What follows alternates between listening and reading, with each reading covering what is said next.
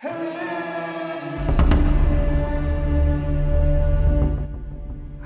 sahabat Jari Pelawi CS, tahun 1915 kalian ada di mana teman-teman? Bayangkan di tahun itu terjadi langkah paling berbahaya sepanjang sejarah catur.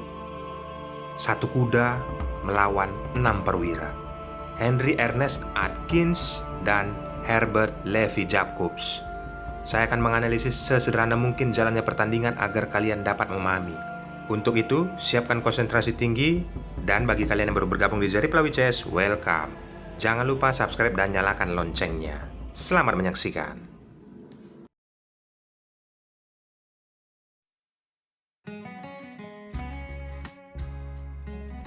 Henry Ernest Atkins memegang buah putih dan memulai dengan pion E2 langkah. Herbert Levi membalas dengan langkah yang sama, pion E2 langkah. Putih pion D4, lalu hitam menyambutnya. Terjadilah pembukaan Danish Gambit di papan. Setelah itu putih menaikkan pion C1 langkah dan di sini hitam menyambutnya teman-teman. Di sini akan saya perjelas langkah pembukaan Danish Gambit teman-teman setelah putih mengeluarkan gajah nantinya ke C4. Jelas terlihat sangat berbahaya bagi posisi hitam. Terapkan ini saat kalian bermain nanti. Putih, gajah C4, kuda ke F6. Tetapi kita berandai dulu teman-teman. Apabila kalian bermain dengan posisi seperti ini, jika hitam memukul pion yang ada di B2, berharap mendapatkan pion ya. Unggul di sini pion sudah cukup banyak. Lalu pion tersebut dipukul dengan gajah. Lihat, diagonal gajah putih dan diagonal gajah hitam menyerang ke sisi pertahanan raja hitam. Langkah terbaik dari hitam adalah menteri ke G5. Ini kita melakukan perandaian dulu teman-teman. Mengancam posisi pion yang ada di G2. Lakukan putih kuda ke F3. Biarkan saja. Apabila menteri tetap memukul pion gratisan yang ada di G2, maka tempatkanlah benteng ke G1. Mengancam menteri. Setelah itu, langkah terbaik hitam dengan kondisi seperti ini, gajah bisa keluar dan posisi skak. Tapi mudah saja, naikkan saja rajanya teman-teman. Lalu menteri menghindar ke H3 dan langkah putih yang perlu kalian terapkan adalah memukul pion dan posisi skak. Di sini ada banyak perandaian. Kita pelajari teman-teman. Apabila raja bergeser ke D8, lakukan langkah ini. Pukul saja pion yang ada di G7 dengan gajah, lalu mengancam posisi benteng. Jelas di sini posisi hitam akan mengeluarkan kudanya. Lalu teman-teman naikkan kuda, ancam menterinya teman-teman. Apabila hitam kepala batu teman-teman menyelamatkan menterinya, lalu posisi kuda skak di E6. Raja hitam mati konyol. Kita kembali, masih dalam perandaian teman-teman.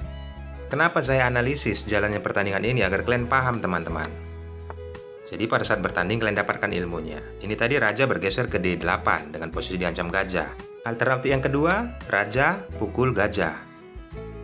Enak teman-teman. Kuda mencakar menteri dan raja. Dapat ya ilmunya teman-teman? Yaps, kita kembali.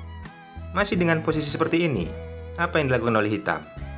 Ya, bergeser ke F8. Pukul pionnya teman-teman dengan gajah. Skak. Apa yang bisa dilakukan oleh hitam? Naik ke E7. Pukul bentengnya. Jelas putih menang dengan kondisi seperti ini. Kuda juga terancam teman-teman. Dapat ilmunya? Saya rasa dapat ya teman-teman. Kita kembali ke partai aslinya. Setelah Henry Ernest Atkins menaikkan gajah ke C4, maka Herbert Levi Jacobs menaikkan kuda ke F6 mengancam posisi pion. Lagi-lagi Henry mengeluarkan jurus, menaikkan kuda ke F3. Membiarkan saja pionnya teman-teman dipukul oleh kuda. Langkah berikut Henry melakukan rokade sayap raja. Next, kuda mundur ke D6 mengancam posisi gajah. Di sini Henry mengorbankan gajahnya teman-teman. Dia memukul pion dengan kuda. Yaps, dengan kondisi seperti ini jelas hitam pukul gajah nantinya. Lihat ancaman benteng ke E1 oleh putih sangat terlihat jelas untuk satu langkah ke depan. Setelah kuda, pukul gajah, benteng skak. Ditutup oleh gajah. Langkah berikut Henry, menaikkan kuda, mengancam gajah 2 kali. Di sini hitam mengeluarkan kudanya ke C6, lalu putih mengeluarkan gajahnya, mengancam gajah 3 kali. Pion dinaikkan dan mengancam posisi gajah. Apa langkah berikutnya teman-teman? Membiarkan saja gajah tersebut. Henry memindahkan benteng mengancam posisi kuda. Lalu kuda dijaga oleh pion. Brilian. Apa yang dilakukan Henry? Memukul kuda dengan benteng, lalu benteng dipukul oleh pion. Saatnya langkah krusial terjadi. Apa itu? Kuda ke E5, memberikan pilihan kepada hitam, memukul kuda atau memukul gajah. Di sini saya akan memberikan analisis juga teman-teman, melakukan perandaian. Langkah terbaiknya tadi seharusnya dengan kondisi seperti ini, pukul kuda dengan pion. Maka putih bisa memukul gajah dengan kuda, dan kuda dipukul oleh kuda. Langkah berikutnya putih memukul pion dengan benteng, mengancam posisi kuda 2 kali. Lakukan rokade, sayap raja. Yaps, kuda dipukul oleh benteng. Pion dinaikkan 2 langkah, membuka pergerakan perwira. Lalu benteng pukul pion yang ada di G7, posisi skak. Benteng dipukul oleh raja, gajah memukul menteri. Dengan kondisi seperti ini, seharusnya hitam masih bisa unggul ya teman-teman. Apabila dilanjutkan, di sini masih unggul oleh hitam, karena memiliki benteng 2 dan 1 gajah. Tetapi kita kembali. Herbert Levi Jacobs tidak memukul kuda teman-teman. Pilihan, dia pukul gajah dengan pion. Ya, apa langkah berikutnya oleh Henry? Ini teman-teman. Menteri skak. Lalu ditutup oleh pion. Next, langkah brilian kembali. Kuda ke F6, skak. Dipukul oleh gajah. Lalu kuda pukul pion, open skak. Mengancam benteng. Apa yang dilakukan oleh hitam dengan kondisi seperti ini teman-teman? Jika kalian mengamati dan pause videonya, ini hanya bisa dilakukan oleh penutupan menteri. Lalu jelas Henry memukulnya dengan benteng teman-teman. Posisi skak dengan kondisi seperti ini, ada alternatif beberapa. Tapi dia memukul benteng dengan gajah. Ada 2 cara manis atau cara pahit. Tetapi sama saja, hitam pasti mati konyol. Kita pelajari. Sebelum Henry melangkahkan dengan cara yang praktis untuk membunuh Raja Hitam. Bagaimana teman-teman? Kita analisis. Baik.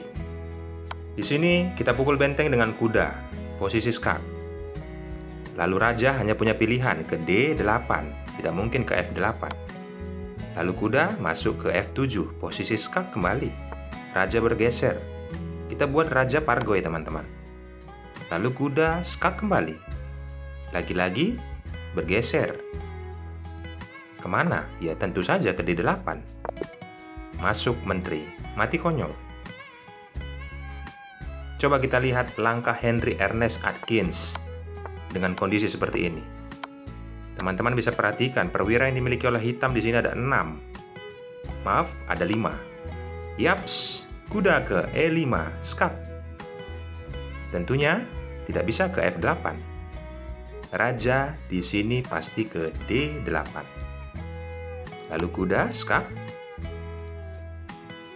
Raja ke E8 kembali. Selanjutnya, open skak kembali teman-teman. Kembali lagi ke D8 Raja Hitam. Coba kalian pause videonya. Apakah kalian bisa menentukan apa yang dilakukan oleh putih? Saya rasa bisa kalian dapatkan teman-teman. Baik, kita sesuaikan. Henry Ernest Atkins di sini menempatkan menteri ke E8, memberikannya secara gratis, dan menteri tersebut harus dipukul oleh benteng. Lalu kuda masuk ke F7. Raja Hitam meninggoy. Ambil pelajaran penting teman-teman, saya sudah menganalisis jalannya pertandingan sesederhana mungkin. Akhir kata saya ucapkan thanks and God bless. Bye-bye.